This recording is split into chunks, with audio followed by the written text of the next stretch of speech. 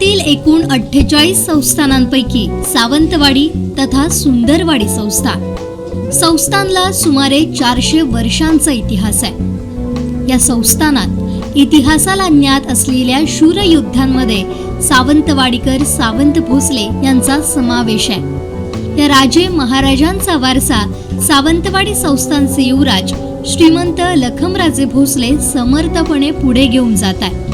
पर्यटन, कलाक्रीडा, सांस्कृतिक, आध्यात्मिक, आरोग्य, शैक्षणिक, सामाजिक, राजकीय क्षेत्रात ते कार्यरत आहेत।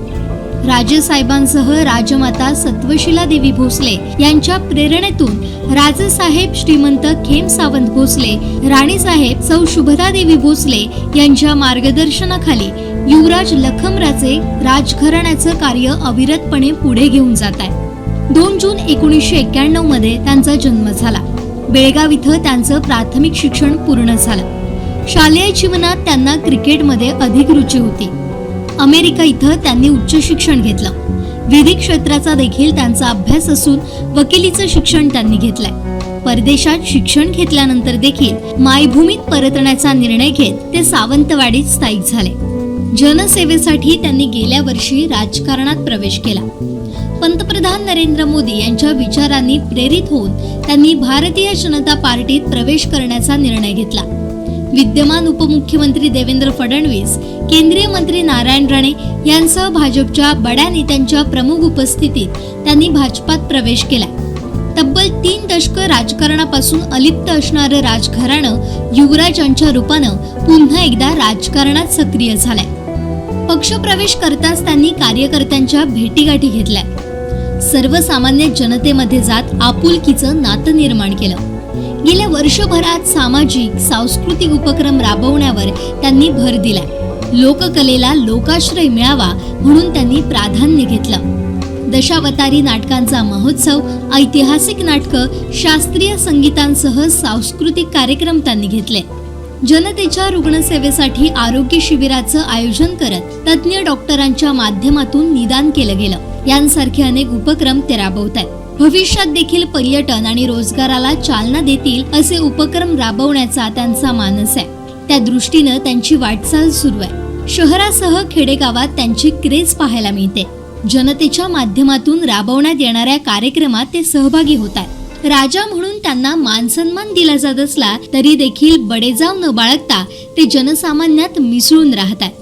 मनमिळाऊ स्वभाव, आदरभाव यामुळे ते युवकांसाठी स्फूर्तीस्थान ठरतात। सिंधुदुर्ग जिल्हा शिक्षण प्रसारक मंडळाचे ते कार्यकारी विश्वस्त म्हणून कार्यरत आहे। सिंधुदुर्ग जिल्हा शिक्षण प्रसारक मंडळ सावंतवाडी संचलित श्री पंचम खेमराज महाविद्यालय, श्री पंचम खेमराज विधी महाविद्यालय, Mother Queen's English medium school, His Highness Rajmata Satvashila Devi कनिष्ठ महाविद्यालय सावंतवाडीच्या माध्यमातून हजारो विद्यार्थ्यांना ज्ञानदानाचं पवित्र कार्य केलं जात आहे। या संस्थांच्या शैक्षणिक, सांस्कृतिक उपक्रमात युवराजांचा देखील सक्रिय सहभाग असतो। यांसह शिवरामराजे भोसले आणि राजमाता सत्वशीला देवी भोसले यांनी राजाश्रयदेव पुनश्च ऊर्जितावस्था दिलेल्या लाकडी खेळण्यांना जगभरात पोहोचवण्यासाठी त्यांचे विशेष प्रयत्न आहेत। युवराज्ञी श्रद्धाराजे भोसले यांची खंबीर साथ युवराजांना लाभते।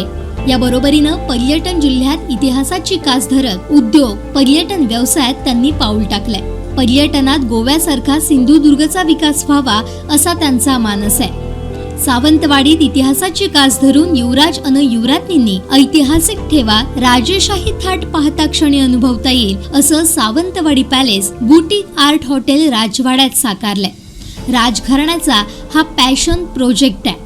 राजघराण्याला येथील सावंतवाडीकर जनतेनं आजवर भरभरून प्रेम दिलंय। राजघराण्यानं ही जनतेची सेवा करताना सावंतवाडीकरांसाठी भरीव कामगिरी केली आहे। त्यामुळे आजही राजघराण्याकडे तितक्याच सन्मानानं आणि आदरपूर्वक पाहिलं जातं। म्हणून तब्बल 5 वेळा सावंतवाडी विधानसभा मतदारसंघातून आमदार असणाऱ्या शिवरामराजे आणि राजमाता राणी पार्वतीदेवी भोसले यांचा विधान भवनातील वारसा युवराजांनी पुढे न्यावा अशी सावंतवाडीकरांची इच्छा आहे। युवराजांनी देखील गावागावात जात सर्वसामान्यांशी भेटीगाठी सुरू केल्या। जनतेमध्ये जात त्यांचे प्रश्न ते समजून घेतात। जनतेकडूनही त्यांना भरभरून प्रतिसाद मिळतोय. त्यामुळे आगामी काळात युवराज लखमराजे यांनी आमदार म्हणून नेतृत्व करत सावंतवाडीकरांचा आवाज विधान भवनात बुलंद करावा अशी मागणी जनतेतून होते. सावंतवाडीचे युवराज श्रीमंत लखमराजेंना वाढदिवसासह भावी उज्ज्वल वाटचालीसाठी टीम कोकण सात लाईव्ह कडून लक्ष शुभेच्छा.